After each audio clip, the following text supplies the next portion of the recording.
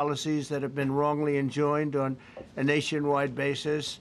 And some of the cases we're talking about would be ending birthright citizenship, which now comes to the fore. That was meant for the babies of slaves. It wasn't meant for people trying to scam the system and come into the country on a vacation. This was, in fact, it was the same date, the exact same date, the end of the Civil War. It was meant for the babies of slaves, and it's so clean and so obvious. But this lets us go there and finally win that case, because hundreds of thousands of people are pouring into our country under birthright citizenship, and it wasn't meant for that reason. It was meant for the babies of slaves. So thanks to this decision, we can now promptly file to proceed with these numerous policies and those that have been wrongly enjoined on a nationwide basis, including birthright citizenship, ending sanctuary city funding, suspending refugee resettlement, freezing unnecessary funding, stopping federal taxpayers from paying for transgender surgeries, and numerous other priorities of the American people. We have so many of them. I have a whole list. I'm not going to bore you, and I'm going to have Pam get up and say a few words, but there's really, she can talk as long as she wants, because this is a very important decision. This is a decision that covers a tremendous amount of territory. But I want to just thank, again, the Supreme Court for this ruling. It's a giant. It's a giant. And they should be very proud, and our country should be very proud of the Supreme Court today. And with that, I'd like you to listen to the words of Pam Bondi. She's an incredible Attorney General. We're very proud of her. And as you know, Todd Blanche is with us, and we have so many others that worked on this case and other cases. And I think they're doing a great job. Pam, please say a few words. Thank you, President Trump. Thank you for fighting for all Americans. Americans are finally getting what they voted for. No longer will we have rogue judges striking down President Trump's policies across the entire nation. No longer. Today, in the 6-3 opinion, Justice Barrett correctly holds that the district court lacks authority to enter nationwide or universal injunctions. These lawless injunctions gave relief to everyone in the world instead of the parties before the court. As the Supreme Court held today, they turned district courts into the imperial judiciary. Active liberal judges have used these injunctions to block virtually all of President Trump's policies. To put this in perspective, there are 94 federal judicial districts. 5 of those districts throughout this country held 35 of the nationwide injunctions. Think about that, 94 districts, and 35 out of the 40 opinions with nationwide injunctions came from 5 liberal districts in this country. No longer, no longer.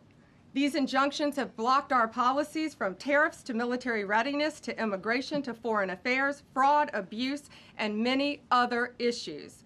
The judges have tried to seize the executive branch's power, and they cannot do that. No longer, no longer. And on immigration, on a side note, today marks 2,711 arrests on these terrorists and these gangs. Total arrest today with HSI investigations. And thank you, Stephen Miller. Thank you to Homeland Security. Thank you to everyone working hand in hand with the FBI on all of these transnational gangs. TDA has been a huge terror to our country, as well as MS-13, as well as Sinaloa cartels. No longer, no longer. These injunctions have allowed district court judges to be emperors. They vetoed all of President Trump's power, and they cannot do that.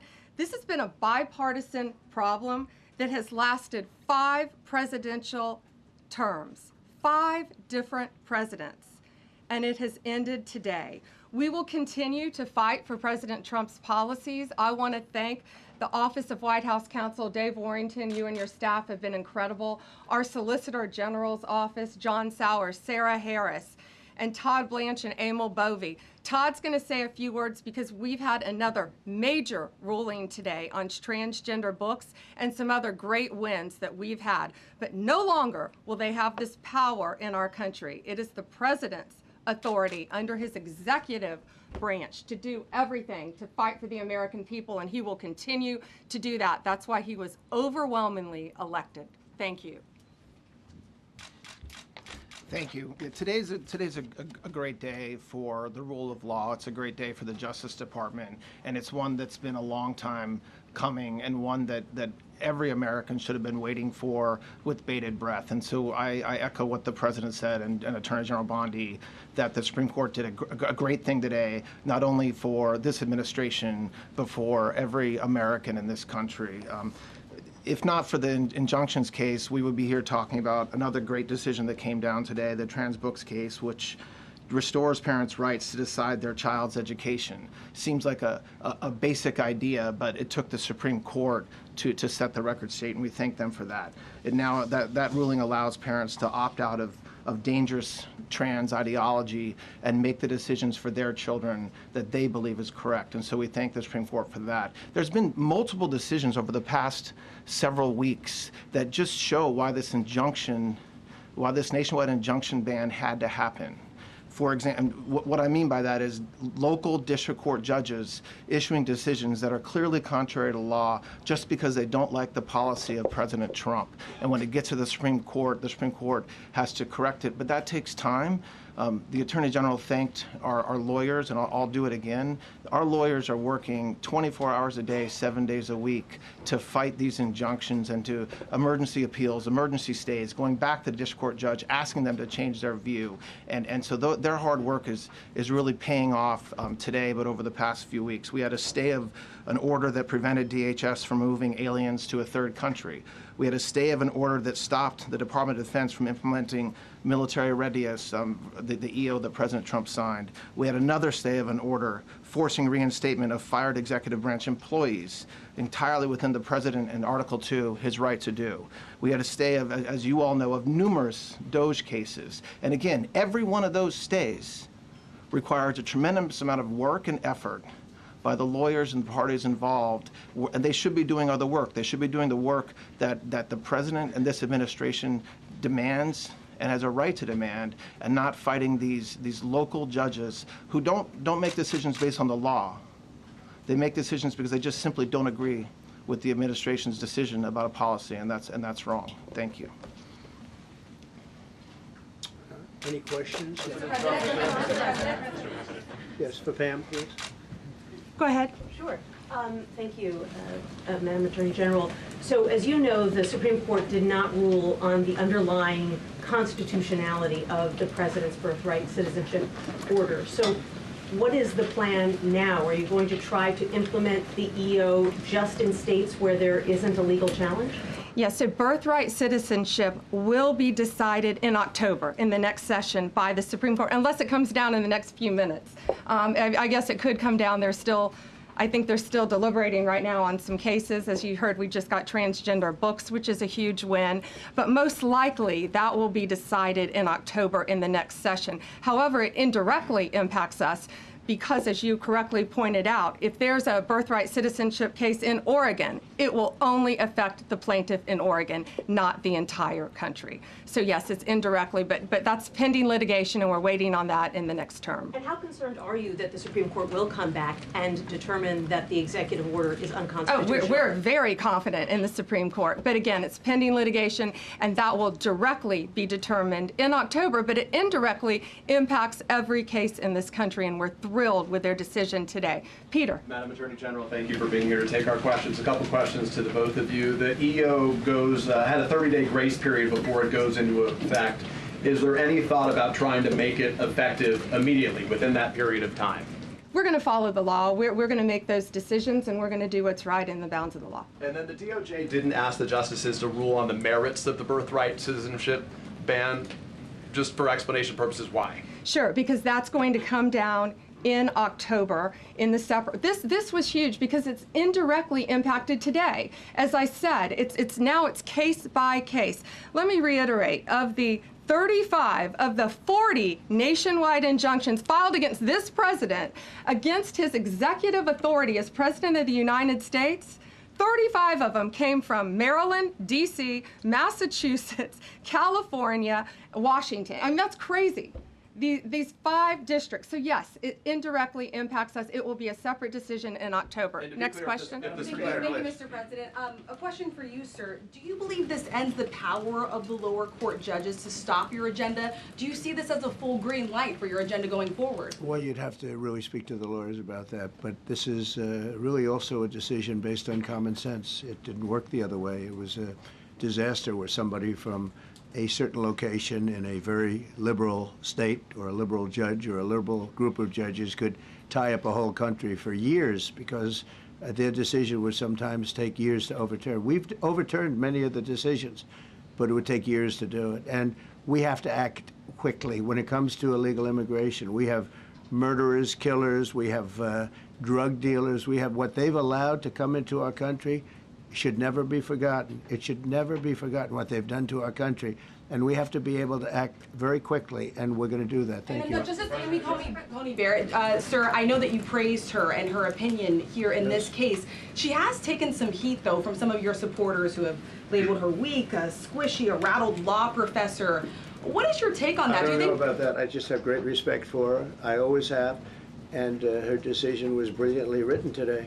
From all accounts, yeah. Transgender rulings, Mr. President. What would you say to Americans who fear that this is more and more concentration of power in the White House and the executive? Well, this really brings back the Constitution. This is what it's all about, and this is really the opposite of that. I mean, the question is fine, but it's the opposite. The Constitution has been brought back. Thank you so much, President Trump. Illegal crossings on the border are 0 now. 0. Does everyone hear that? 0. Trump 2028! Do you intend, President Trump? Who's that guy? I like him.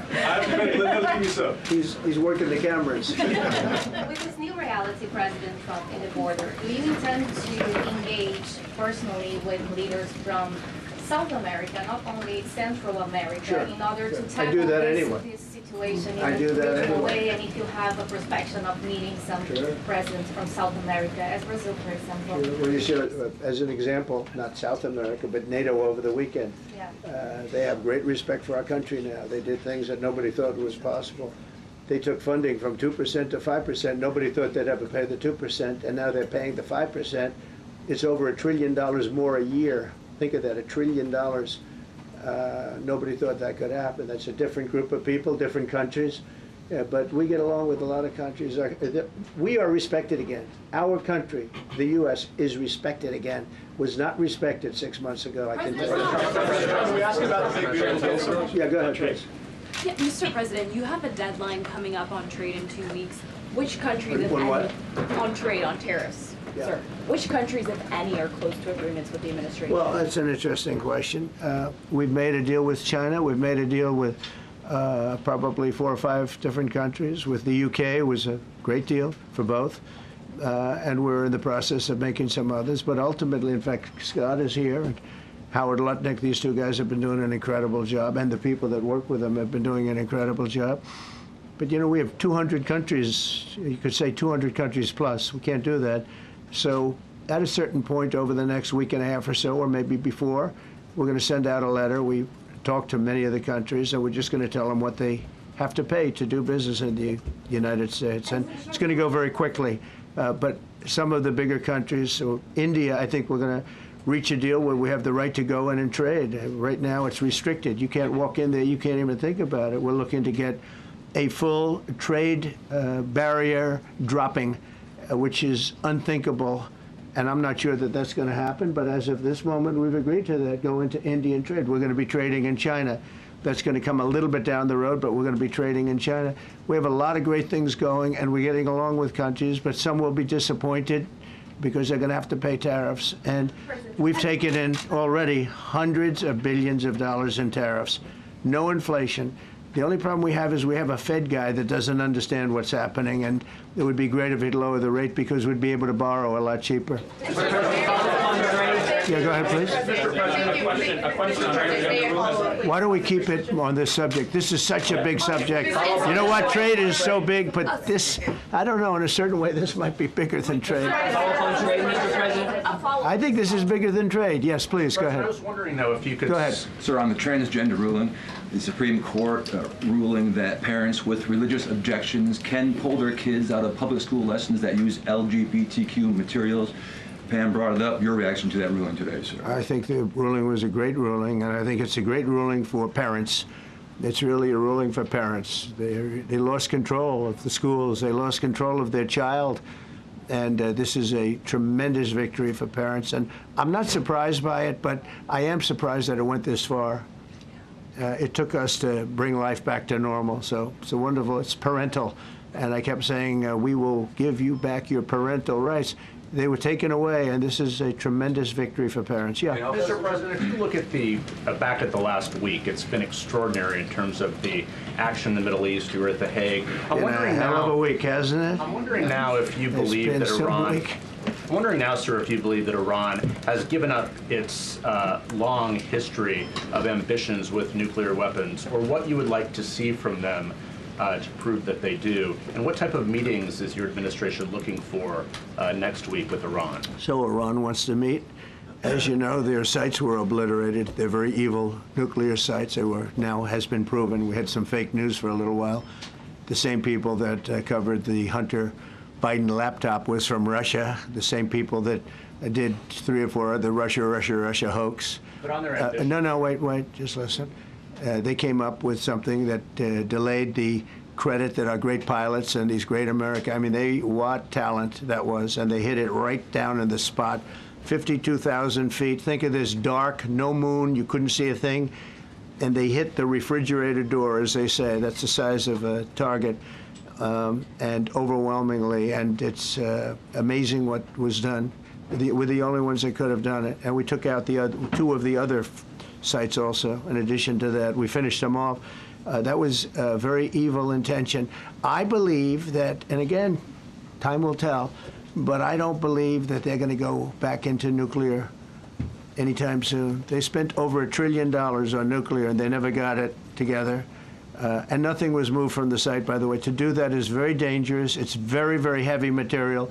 Those cars were most likely the cars of masons because they were pouring concrete at the top, at the hatch, as you know, the hatch going into the nuclear site. They wanted to reinforce it, and they had some masons there pouring concrete. By the way, that concrete was obliterated. It hit exactly at the concrete. It was, I don't think it had a chance to dry, but everything's down there. It's under millions of tons of rock. Please.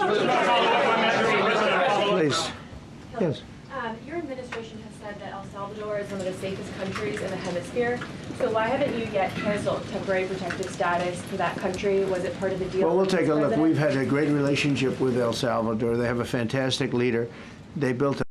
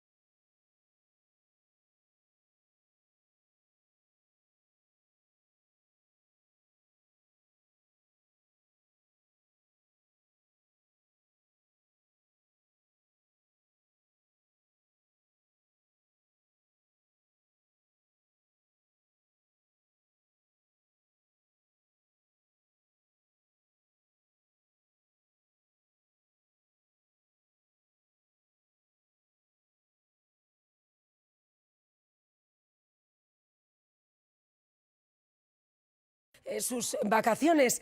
Vamos a conectar con la DGT. José Antonio Pedroso, ¿cómo se circula a esta hora? ¿Qué tal? Muy buenas tardes.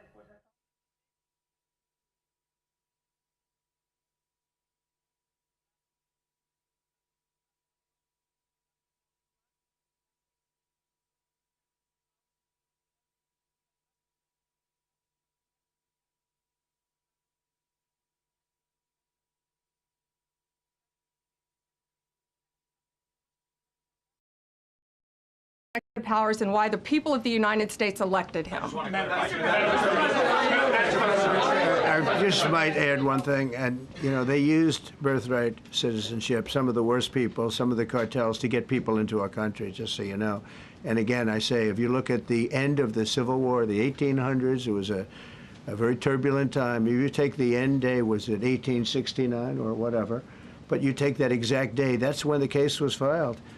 And the case ended shortly thereafter. This has to do with the babies of slaves, very, very obviously. And I think we're going to win. People didn't, I don't think they went about discussing it right. I came along and we looked and we said, wait a minute, this is wrong. We've been looking at birthright citizenship wrong for years, but they've used it. The cartels have used birthright citizenship to get very bad people in. And what Pam's doing and what Todd and everybody else, what they're doing at DOJ and all over, FBI, ICE, Border Patrol, these are incredible people. They're trying to keep our country safe, and they don't want to have people come in. This is just another way that they get illegal immigrants into our country, and in some cases, very, very bad ones. Go ahead. Thank you, Mr. President. On your tax bill, if I could for a moment, senators are racing to rewrite parts of it right now after the Senate parliamentarian ruled that sections of it were outside of the process that they're using to get this through. Do you think that senators should respect the decisions of the parliamentarian? And what have you personally done in the last 48 hours to try and get Republican senators who are against the bill to a yes? Well, look, it's a great bill. It's a massive tax cut. If it's not approved, your taxes will go up by 68%. Think of that, 68, a record, the highest in the history. The Democrats won't approve it only because politically it's so good for the Republicans. The Democrats aren't approving it. But think of what they're not approving. They're not approving border security. We've done a great job at the border, but we have to add some wall. We have to do, various things. We have no money for that. We have no money for the border. We have no money for so many things. But if the Democrats, it'd be interesting to see if we get any Democrat votes. We should. If I were a Democrat, I would absolutely, maybe Fetterman, because he seems to be the most sensible one lately. If I were a Democrat, I would vote for this bill all day long because it's tax cuts and so many other things that are common sense. They're basic things. I think they're doing fine. The parliamentarian's been a little difficult. And I would say that I disagree with the parliamentarian on some things, and on other ways he's been fine. But we'll have to see. It's a big issue. I will tell you this: if that bill doesn't pass, the country will get a 68% tax increase. So think of this: you're a Democrat and you vote against it.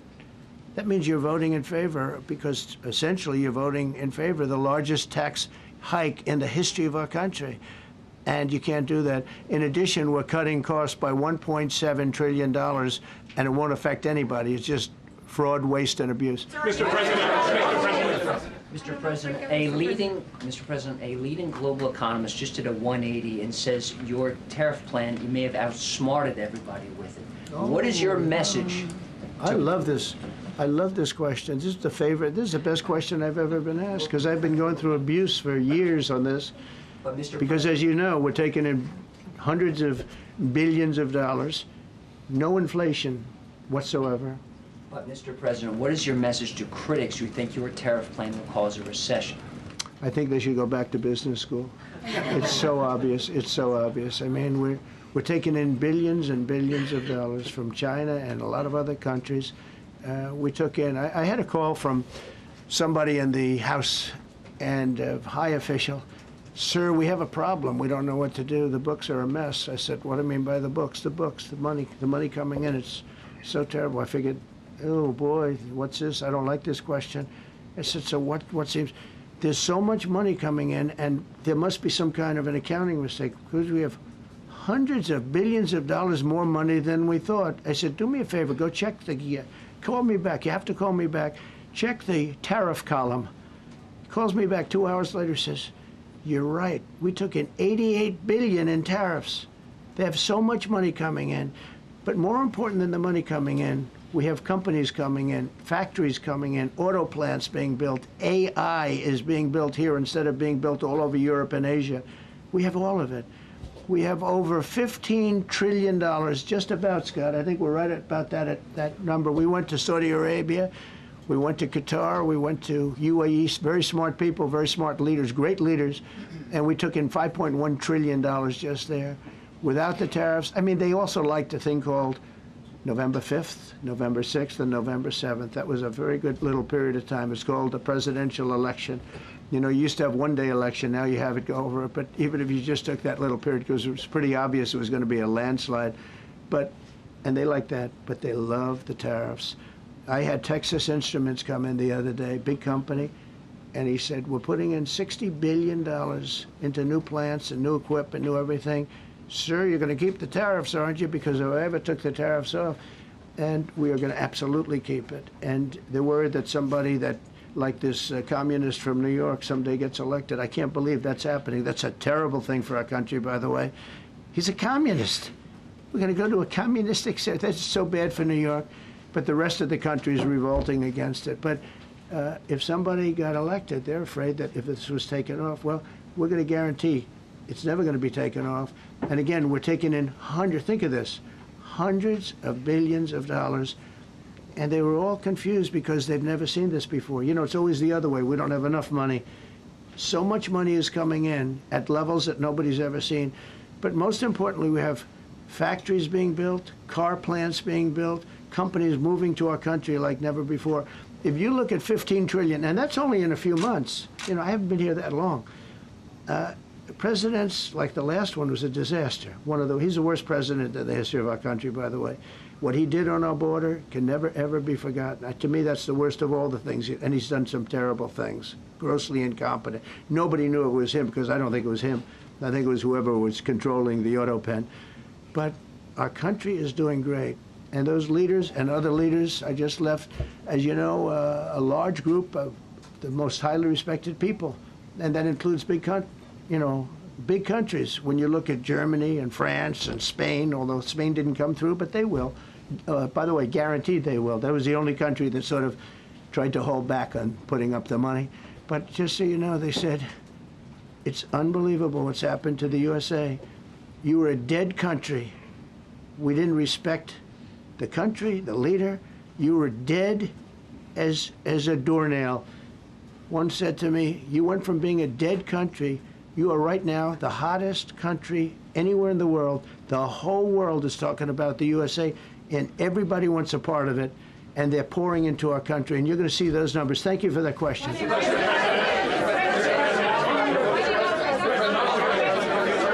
Yeah, go ahead.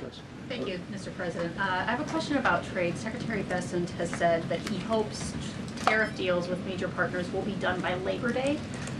So if some deals are not done by your July 9th deadline, will some countries' tariffs go back up, or will they stay where they are now? Well, there are some countries that are used to ripping us off, to be honest with you. And I don't want to name them, but you sort of can name them. And they're so used to just, taking it billions and billions of, look, we had a trade deficit of more than $1 trillion. Think of a trillion, a trade deficit. That's because nobody cared. We cared a lot when, I took in hundreds of billions of dollars in tariff. We had the greatest economy in history up until now. I think we're going to blow it away. But during my time, and especially prior to COVID, we had the greatest economy in the history of our country. I think we're going to blow it away now based on the kind of numbers that we're seeing. But some countries are very angry because they've been ripping us off for years. They've been making billions and billions of dollars. There was nobody to negotiate with. They could do whatever they want. They charged us tariffs, by the way, at numbers that we've never seen before. And we ended up losing much more than $1 trillion a year. $1 trillion a year on trade. And now they're being met with a force that's far greater than them, and they don't like it. So they're upset because instead of making, $5 billion, they're going to break even. Or they'll make a little bit. I want to be nice. They'll make a little bit. Or we'll make a little bit. It's a big difference. Yeah, please go. Go ahead. Red dress. On the 2020 election, is there any more information on the special prosecutor? So many Americans still have questions about the 2020 election. And speaking of rogue judges, would you consider appointing somebody at DOJ maybe to investigate the judges that allowed for the political persecution of you, your family, and your supporters during the Biden administration? I love you. Who are you? I'm Kara from Lindell TV. Well, that's just a very nice question. And it's not a setup. I have no idea who you are, but I appreciate that question. All I can say is we're not here for that. I hope so. I hope they're doing a thing because that election was rigged and stolen, and we can't allow that to happen. You know, a lot of people tell me, sir, you just won the greatest election in the history of our country. You won at numbers that won all 7 swing states, won the popular vote, won everything. Sir, go on with your life. And many people that say that, good people, friends of mine, then you have people that say that same thing, go on with your life, but you have to find out what happened because you can't let that happen again. Look at what this lunatic did. Look at what he did. He opened our borders to people that were murderers, 11,888 to be exact, murderers. And we've captured many of those murderers, and we're bringing them back, or some of them are so dangerous that we don't even want to bring them back. We're afraid they're going to try and come back in. But he allowed people to come into this country, people from mental institutions, insane asylums, that's a mental institution on steroids, people from mental institutions, gang members, drug dealers, people, jails, being emptied out into our country. Venezuela emptied out almost its entire prison population into our country. But I don't want to blame them. Many countries have done that. The Congo, you know, we have a great press conference coming up later, and it's the Congo and Rwanda. You know, they were fighting for years, and it was machetes, it was vicious, it was as vicious, people's heads being chopped off. And I have a man who's very good in that part of the world, very smart, and put them together. And we're signing a peace treaty today. First time in many years they're going to have peace. And it's a big deal. You know, we talk about Russia, and we're working that one. President Putin called up and he said, I'd love to help you with Iran. I said, do me a favor. I'll handle Iran. Help me with Russia. We got to get that one settled. And I think something's going to happen there. But we did some great work. India and Pakistan. That was going to be maybe nuclear. We did that. We did a lot of work. I don't know if there's ever been a president that's done much more.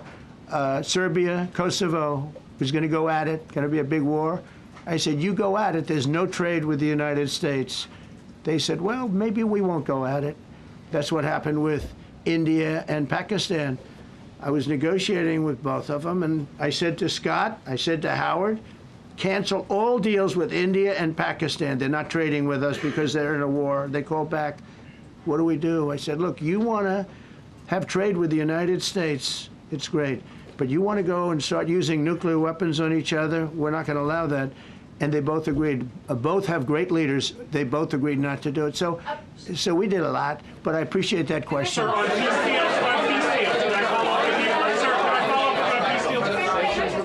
Thank you so much. Thank you, Mr. Orange. President. Thank you, Mr. President. I was just speaking with Senator Ron Johnson on the One Big Beautiful Bill, and he says he really wants to get to yes for you and get this accomplished. He does. He's a good man. But he also said that he needs more time, and he is not certain that the July 4th deadline is possible. Well, then he's not such a good man. Because there's too much work to do. He's a good man. Ron Johnson's important? doing a good job. He's very committed. Every Republican senator is committed. And, you know, you could have a couple of grandstanders, in all fairness. You could have somebody else. And it's very dangerous because our country would go from being the most successful country in the world to who knows what happens with a 68%, think of it, 68% tax increase. That was given by the Democrats because they like high taxes. I don't know what happened. You know, all my life, I'd grow up and I'd watch politicians talking. I'd say, oh, that's fun. And they were always saying, we will cut your taxes. We will cut your tax. I never heard it. They say, we will raise your taxes. And they elect people like this guy in New York that maybe has a chance. I find it hard to believe, but he maybe has a chance. They want to raise your taxes. So they want to see a 68% tax increase. That's more money than anybody could afford. You'd go into a depression if that ever happened. So I think there's a lot of pressure to get that approved. How important is is the July 4th deadline to you? If It's important. It's not the end all. August? It can go longer, but we'd like to get it done by that time, if possible. And look, we have a lot of very committed people, and they feel very strongly about a subjects that you're not even thinking about that are important to Republicans. The problem we have is that it's a great bill. It's a popular bill, but we'll get no Democrats only because they don't want to vote for Trump. If that bill was their bill, oh, they would be so happy. It's so great for our military. It's great for everything. And they would normally vote, but because their hatred of Trump, they have Trump derangement syndrome at levels never seen before. And instead of voting for a tax cut, they're voting for a tax increase of 68%. They're voting to destroy Social Security, destroy Medicare, and destroy Medicaid. And we're voting to make them perfect and to make them better, make them stronger and better. They're going to destroy Medicaid, and they're going to destroy Medicare, and Social Security will follow. If you vote for the Democrats, you're dead on those three things. Thank you, Mr. President. On a related subject, many Democrats have said that they are not going to support crypto bills in Congress only because of you and your family's personal crypto ventures. And these votes are in some cases needed to pass. Are you open to the idea of pulling away from your personal crypto ventures just for the next few years if that helps get these crypto bills passed in the next few months? Well, it's a very funny thing, crypto. So I became a fan of crypto, and to me it's an industry. I view it as an industry, and I'm president. And if we didn't have it, China would, or somebody else would, but most likely China. China would love to. And we've dominated that industry. It's a big industry, by the way. In fact, when the stock market went down recently, crypto and Bitcoin and all of that went down much less than anybody else as a group. And we've created a very powerful industry, and that's much more important than anything that we invest in. We invest in it, but really that was an industry that wasn't doing particularly well. I got involved with it a couple of years ago, and before the second term. I got involved before I decided to run. I only decided to run because I saw what was happening, and Biden was incompetent, and the administration was crooked and incompetent. And I was in Bitcoin then, not knowing if I was going to do it a third time. So it's become amazing. I mean, it's the jobs that it produces. And I notice more and more you pay in Bitcoin. I mean, people are saying it takes a lot of pressure off the dollar. And it's a great thing for our country. So I don't care about investing. You know, I have kids, and they invest in different things. They do believe in it. But I'm president, and what I did do there is build an industry that's very important. And, you know, if we didn't have it, China would. Okay. Sir, Mr. President. Go ahead. With the glasses. Gentlemen, go ahead, please. Go ahead. Thank you, Mr. President. So, are you going to cut funds in the sanctuary states, like, for instance, California, that keep supporting illegal immigration, and then these people work under Yeah, we're the giving them a table? hard time. And also, if a foreign policy I question. mean, they don't have a governor in California. They have a man that wants to give away everything to people that nobody's seen before. If we didn't go into Los Angeles with the military, which did a fantastic job, but if we didn't go into Los Angeles bringing in the National Guard, I would have brought the military if it was necessary, because you have to. We have the right to. That was another thing upheld by the Supreme Court. But if we didn't go in with the National Guard and be strong and tough, you wouldn't maybe have Los Angeles. It would be like the rest of California, the rest of Los Angeles. They lost 25,000 houses in a fire. They should have lost none.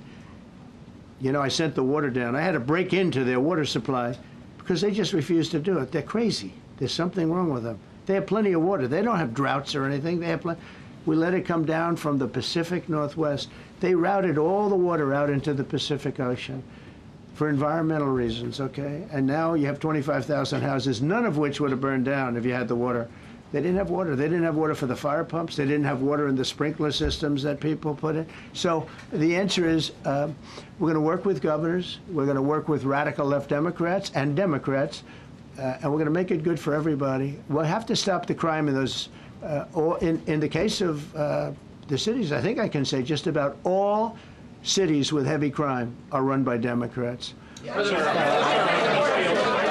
ahead. Yeah, with the glasses. I'm with Iran Go ahead, yes. International. Yeah, no, the man behind you, yeah, please. President Trump, Anthony Mashak from RTVE Lebanon. I want to ask you regarding the threats posed by Iran's allies and proxies operating in the U.S. They were threatening your life. So what do you say about that? And regarding the Lebanon, because Hezbollah is as well part of Iran's allies, is there any time frame in Lebanon regarding disarming Hezbollah in Lebanon? Yeah, Lebanon is a great place with brilliant people. You know, it was known for the professors and doctors and had an incredible history, and hopefully we can bring it back again. I just appointed a friend of mine who's Lebanese, and I didn't know he was Lebanese. I've known him for 20 years, very, very successful man, and I just appointed him. And I said, why would you want that? He said, because I was born there, I was raised there, I love it. I love it so much. I said, you know, it's very dangerous going to Lebanon as ambassador. And he said, that's what they say, but I don't care about danger. I mean, this is a guy that is just a very big business guy. He wants to give up his whole life to go to Lebanon because he believes in it so much. We're with Lebanon all the way. We'll try and straighten it out. Your life as well. So what action? Threaten my life? Yeah, they have threatened. I get that throbbing feeling every once in a while. Get that throbbing feeling, but you know what? That's okay. This is a dangerous business. What I do is a dangerous business. You know, I tell the story of the car companies and different people and different professions you have. Race car drivers, as an example. 1/10 of 1% die. Bull riders, 1/10 of 1%. That's not a lot, but it's people die. When you're president, it's about 5%. If somebody would have told me that, maybe I wouldn't have run. Okay? This is a very dangerous profession. Yeah, please. By the way, so many questions. Should we keep this going, Pam? This is the opposite of Biden. Biden would take a half a question and he'd leave without answering it. Go ahead. On Iran. You tell me when it gets boring. Okay. If Iran. Are you from Iran? No, I'm not from Iran. I'm from the UK.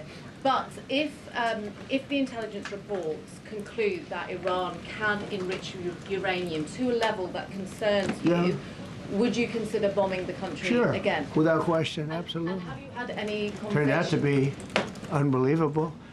But, you know, our incredible flyers and I call them the shots, these guys are unbelievable. Think, from 52,000 feet, they hit the equivalent of a refrigerator door. They actually hit it right in the center, so it's much smaller than that.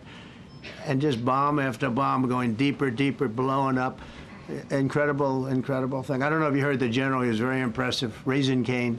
You know, he's the one that beat ISIS for me. And he did it in a matter of weeks.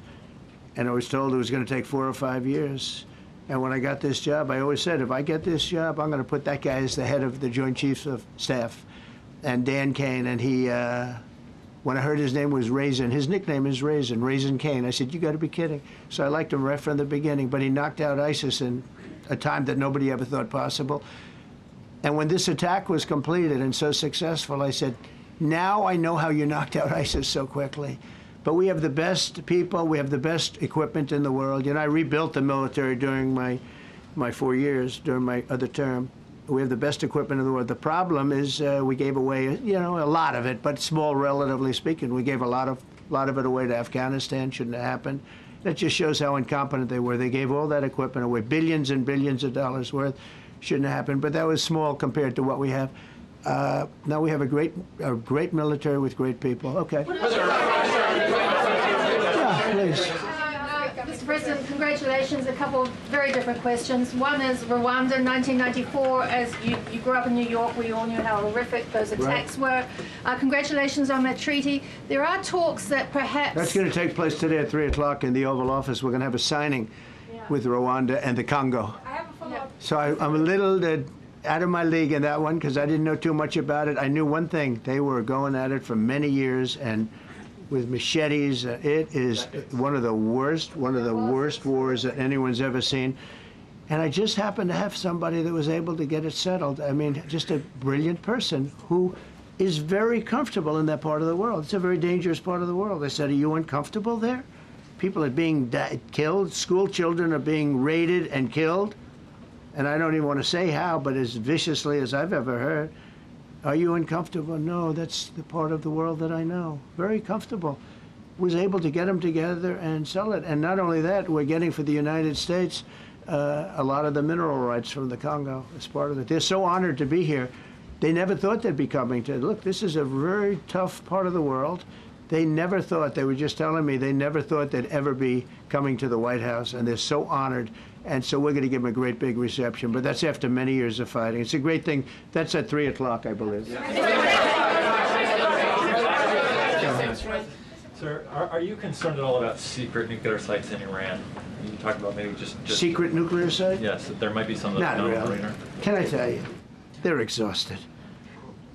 And Israel's exhausted too. And I dealt with both of them. And they both wanted it settled, both of them. And we did a great job, but they're exhausted. The last thing they're thinking about right now is nuclear. You know what they're thinking of? They're thinking about tomorrow, trying to live. It's such a mess. It's such a mess. The place was bombed to hell. And no, I'm not worried about it at all. And I'm putting out a little statement. I'm going to respond to the Ayatollah's statement yesterday that we won the war. Oh, God, we won the war. And I said, look, you're a man of great faith, a man who's highly respected in his country. You have to tell the truth. You got beat to hell. And Israel was beat up too. They were both beat up. And it was a great time to end it. It was quick. They got the hate out. There was a lot of hate, a lot of hate. It would be great if they didn't have that hate. But the last thing they're thinking about is nuclear weapons right now. Please. Thank you, Mr. President. Iris Tao with NTD Research Media with the Epoch Times. Thank you so much for doing this. It's very refreshing for all of us here, It's a good group. in this room. It's refreshing. Very refreshing. Yes, we have to have this, and for the I understand what you mean. So thank you so much for coming out here. Other to than talk to Caroline's done a great job. Right? Yes, sure. You're referring to the past administration, Yes, not to yes. Caroline, right? Yes. Back to the ruling today, if you don't mind. So you have always talked about winning for the American people. Right. How do you think today's ruling will enable you to further deliver for American families and workers across the country, not only when it comes to immigration, but also when it comes to trade, energy? What actions are you most eager to move forward Well, I with think now? taking power away from these absolutely crazy radical left judges is a tremendous, this is such a big day.